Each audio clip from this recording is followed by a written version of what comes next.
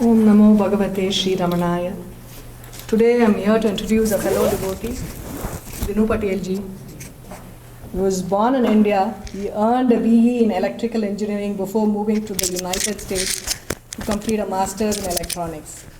With a career spanning 42 years in the semiconductor industry, he's led, he took on leadership roles in space electronics in companies like Lockheed and BAE. So you may be wondering why I'm sharing his bio instead of talking about how he came to Bhagavan. As devotees, we all know that Bhagavan attracts each of us as he chooses, and we all have our own stories to do. Today, Dinuji will share with us his spiritual journey to Bhagavan and with Bhagavan. Request Dinuji to come on stage. That's all right. Okay.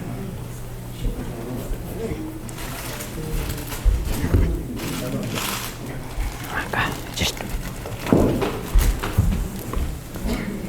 go. I got it. You got it? No. I'm sleeping.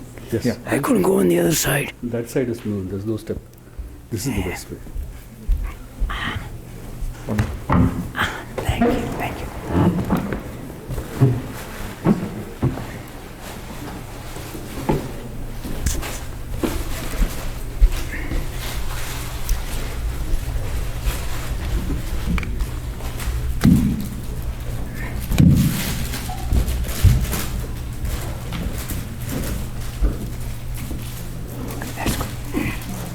Can I talk, sir? Let's see.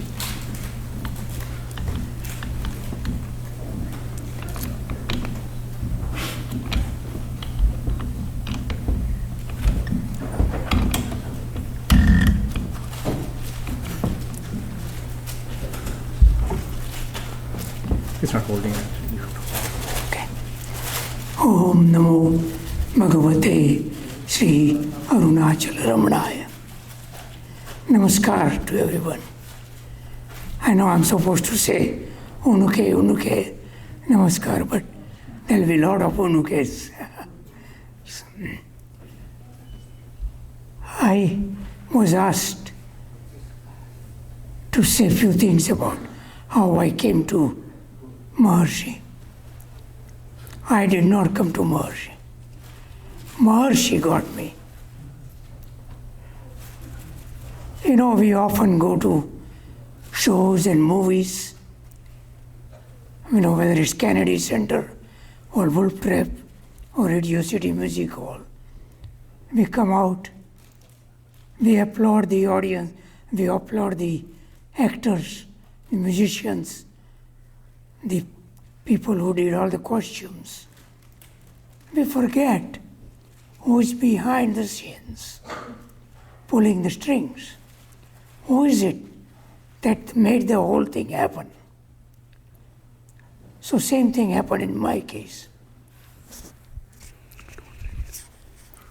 I thought I was doing everything, but that's not true. I wasn't doing anything. As Shubhaji explained, I work in Manassas, IBM. They decided to close the operation. So we were all scattered over. I didn't want to go to Vermont or New York. And all of a sudden, got a call from Raleigh, North Carolina, Research Triangle Park. IBM had a plant. And there was this small semiconductor center. And I was asked to come and manage that center. So that suited me fine. That was 1979. I had graduated from NC State in Raleigh, so I had a lot of friends. So one of my friends, one of the faculty, invited me for dinner. My family, we had dinner. After dinner, sitting on a couch, my eyes fell on a book. And when it comes to books, I'm very nosy. So if you have a lot of books in your house, don't invite me. The book was Ramana Maharshi and a Path of Self-Knowledge. I look, who is Ramana Maharshi? Who wrote this book? Arthur Osborne is a prolific writer, so smooth, so nice.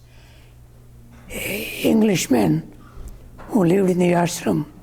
Bhagavan protected him a lot during the World War when he was fighting for British. Excellent, excellent writer. So I told my host, may I borrow the book? He says, well, you can borrow it, but make sure you take good care of it. Because he had borrowed it from a doctor in Winston-Salem, in the foothills of Appalachian Mountains. So I said, okay, I take the book. I could not put it away. Had to read the book. After reading the book, I cried profusely for two reasons. One is Maharshi is no more in a physical form. Second thing, I was cursing myself. Born and raised in India, got my college education. How come I never heard of Ramana Maharshi? I had heard of Ramakrishna Paramahansa, Maharshi Aurobindo, and Shirdi Sai Baba. By the way, Arthur Osborne has written a very nice book about incredible Sai Baba of Shirdi, and also Buddha, with those with a little dust. So I was cursing myself. In Gujarat, how come we don't know about Maharshi? Got to change. Well, I was wrong. It had changed. But anyway, I go to work, go to my boss. I say, I need time off. I need to go to India. That is firm resolve. I must go to Ramanashram. My boss, no problem. Take your time. Go. We will manage your department. We'll help you out. So, of course, I booked a passage, Raleigh to Kennedy Airport to Mumbai. And, of course, family couldn't join because of the school, children's schools. So I was standing in the line for Ahmedabad, flight to Ahmedabad. My hometown is near Ahmedabad. And I see some Tamil-speaking people had come from Madras at that time, going to Ahmedabad. I said, I want to go to Tiruvannamalai.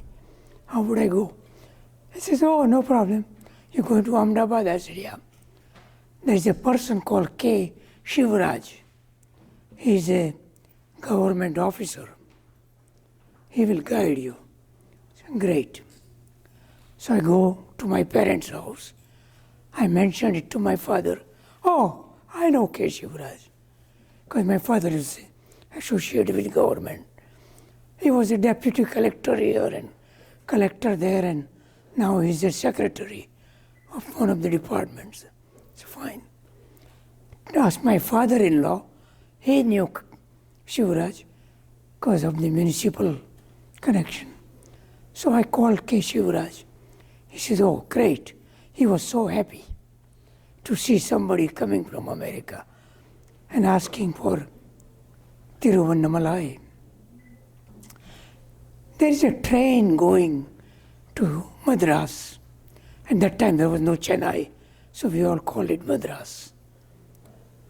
Oh, but the train leaves tonight, and it's a 30-hour journey. But once you are in Madras, there'll be plenty of buses going to Tiruvannamalai. Again, like I said, I thought I took a piece of paper and was planning my trips. No, he was doing everything.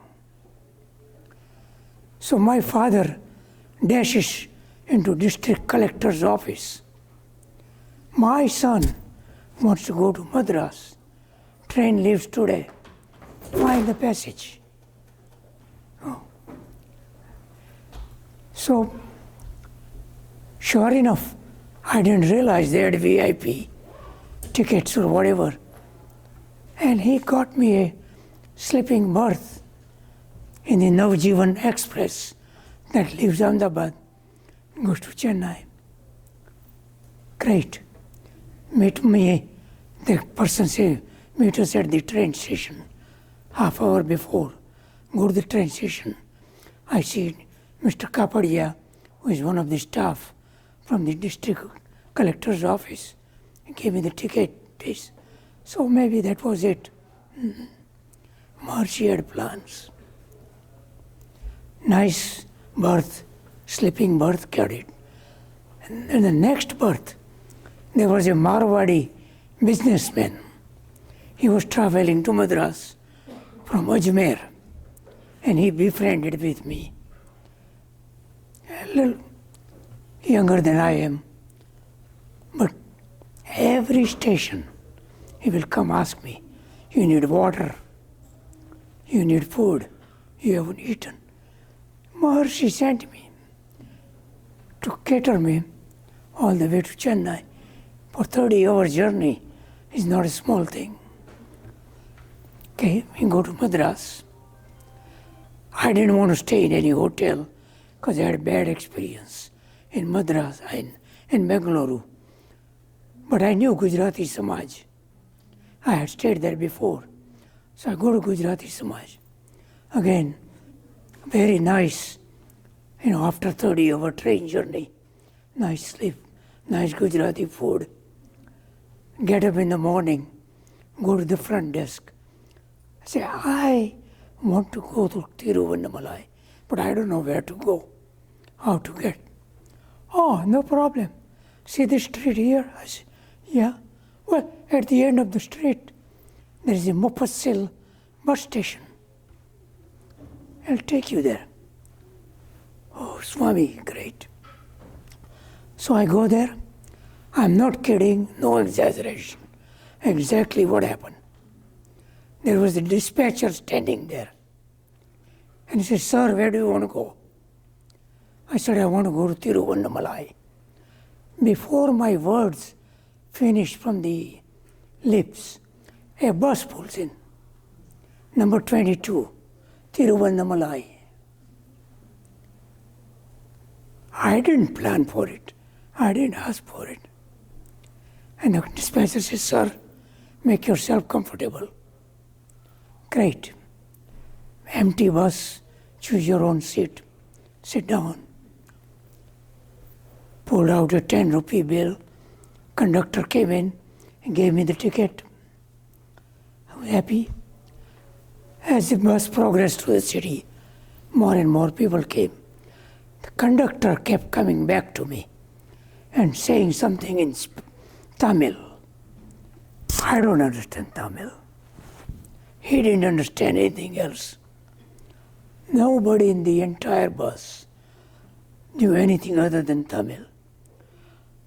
So I gathered maybe he wanted more money. So I put out more money and said, he wouldn't take money. But he kept coming back to me, saying something. Beats me. That drama continued. Maharshi was having fun of me. Then there's a Tindivanam city came, there's a main junction or something. Most of the people got off and more people come in. And the conductor comes in and he throws a whole bunch of change in my hand.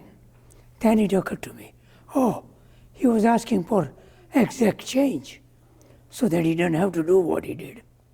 But anyway, the bus goes towards Tiruvannamalai. It was a rough bus ride because you know how the roads are. At that time, I was told the previous government would plan to mend the road and the new government will come in and they stop the work. So, anyway, As we came closer to Tiruvannamalai, I can see the profile of Arunachalam hill. As it came closer and closer, I can see it more. My breathing slowed down. I felt so cool, so nice. Okay, come to Tiruvannamalai bus station. And of course, I'm a confused Guju. Don't know the language. And I was concerned, what would I do? Maharshi throws me a lifeline. There was a little boy. Skanda is grown a little bit now, but a little shorter than Skanda. Talk to me in English. Sir, where do you want to go? I was so pleased. Somebody talking to me in English, asking me where to go. I said, I want to go to Ramanashram. Oh, come with me, I'll take you there. Oh, Swami. So he pulls in a little bullock cart. And the bullock wasn't any bigger than him. Cart was smelled. At first I was reluctant. I said, I'm going to have this thing carry me to the ashram. But then it occurred to me, my father had bought exact replica of that bullock and the cart for my grandfather, so he can go around in town in his retirement. So I said, fine, I'll do it. So little Skanda takes me in that bullock cart, and he stops. It's a huge gopuram. I cannot even look up without straining my neck. He says, sir, go in. I said, this is not Ramanashram. He said, no. This is Arunachala temple. I said, well, if it's a temple, I'll go to it later on, after I go to the ashram. No, you must go now. It was a divine command from little Skanda. He said, don't worry about I didn't have luggage, just a couple, pairs of clothes and all that. So I go in. So impressive. Subramanian Swami shrine and Patalingam and the Tirtham and the 1,000-pillar hall. And I go to the Shivlinga. Immediately Arthur Osborne came to my mind, and Maharshi's words, Maharshi's Catholicity came in my mind, that Father, you call me, I have come in search of thee. Please take care of me. So that was good. I come out. Little Skanda was still waiting for me. Thank you. And he took me to Ramanashram. Again, I am telling you as I felt. No exaggeration, nothing. As soon as the cart entered the ashram gate, I lost all awareness of where I was, what I was. Completely dropped. I felt envious of that tree, that stayed in presence of Bhagavan and his devotees. I felt Bhagavan welcoming me to the ashram. Ganeshan was helping his father, because T.N. Venkataraman was president, and he was around, but mostly Ganeshan helped. So they gave me an accommodation behind Maharshi's Nirvana room. There's a dormitory type thing. And showed me the washroom, kitchen, oh great, and the meditation hall, shrines, excellent. It was only a one-day trip. Next morning, Mr. Ganeshan sent the watchman to the town to get me a return ticket to Madras. What a service. So the watchman comes back. He says, here's your ticket. By the way, you don't have to go to town. bus will pick you up right at the gate. Again, thanks. So that was really, really memorable. I was able to go to Skandashram, Virupaksha cave, and all that. And I felt I got what I came for. That was my first visit. Second time I went from Bengaluru to the bus. The bus dropped me off at the gate. And that time Ganeshan was also helping. This time they gave me a room on the side. When you go from a meditation hall toward the dispensary, there are rooms in the left. Fantastic. A nice room. Brush up, come out. And I felt a weight on my shoulder. Look, there was a monkey crab sitting on my shoulder so comfortably. He didn't mind, I didn't mind. And the peacock comes in, spreads the food, and start dancing. Squirrels thought that the room that was given to me was theirs. And they will go run in and out. And the dogs. I said, these are the real inmates of the ashram. And what a welcome to the ashram. Again, excellent. The bookstore, books, everything. Lots of books. By the way, the return journey, I forgot to mention from the day one. I go back to Madras, go back to the Gujarati Samaj, and guess what? A ticket for me to return to Ahmedabad was ready. Train to Mumbai and Mumbai to Ahmedabad. So I go to that.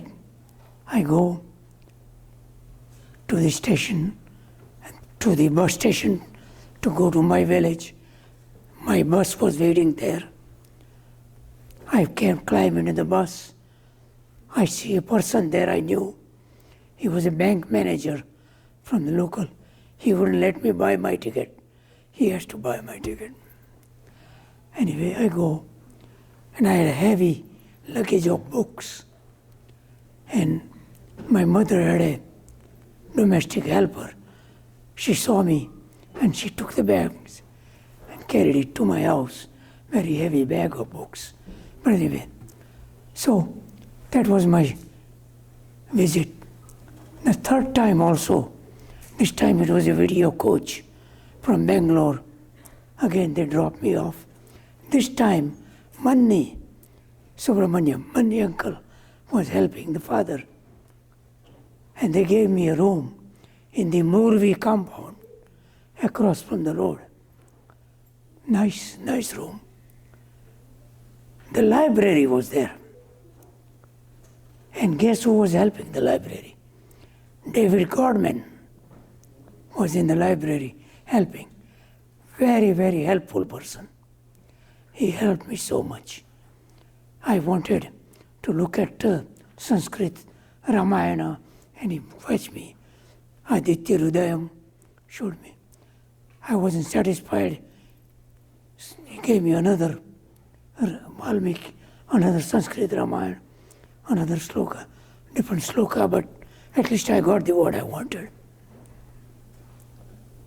And that Morvi compound, nice neighbors, was able to do Giri Pradakshina, which Mr. Shivraj had told me, must do that. So Giri Pradakshina, by solo myself, which is good. And that time no cell phones, no nothing so. And little children walking to school, telling you good morning, and all that. A lot of temples, a lot of shrines. I really enjoyed Giri Pradakshina. In that time, because I wouldn't be able to do now. That time I was able to finish. So next time I went, my wife was with me. And this time, Dr. Anand's father was the president. And They gave me a room. I couldn't believe. I don't know what happened to Morvi compound, but it's gone. And instead, beautiful Western style accommodations with a geyser in the bathroom, ceiling fan, nice. And we really had a nice time. I thought Hilton only gave you upgrades, or the airlines give you upgrades. But every time I went to Ramanashram, upgrades. But you know one? Ashram is still same. Maharshi's presence is still same. As a growing up, I was always wondering, you read in the scriptures, Rama went to Vasishtha Ashram, Vishwamitra Ashram, Gautam Rishi's Ashram, Agastya's Ashram, all those things. Wonder what those ashrams were like. Or Lord Krishna went to Sandipani Ashram. Well, after coming to Ramanashram, I saw the replica of that Vedic ashram. I know it's 100 years, but even 1,000 years from now, the ashram will be same. I urge you to read the editorial in the Mountain Path of October, November, December of this year. That Dr. Anand has beautifully described the ashram. If you want a hard copy, I have one, but you can get a soft copy also in the ashram website. So if you are all wondering how this Gujarati man penetrated, I was called back to Manassas. They say, we are putting a new factory, semiconductor, we want you to come and manage an organization here. So I came back, and I was reading in the local paper, Ramana Maharshi Jayanthi celebration at Shiva Vishnu Temple in Maryland. Oh, great. So me and my wife go there. Who do we see them? Santosh and Umaji welcoming me. So give us your address. That's how I penetrated the Tamil Sangam. Thank you. Thank you. Ever since, PSG has been kind enough to explain Tamil words and stanzas and prayers and Aksharman Malay every Thursday. Thank you, PSG. I know I have a thick skull, but it is helping very much. Om Namo Bhagavate Sri Ramana. It is him. He does everything, not us. Namaskar.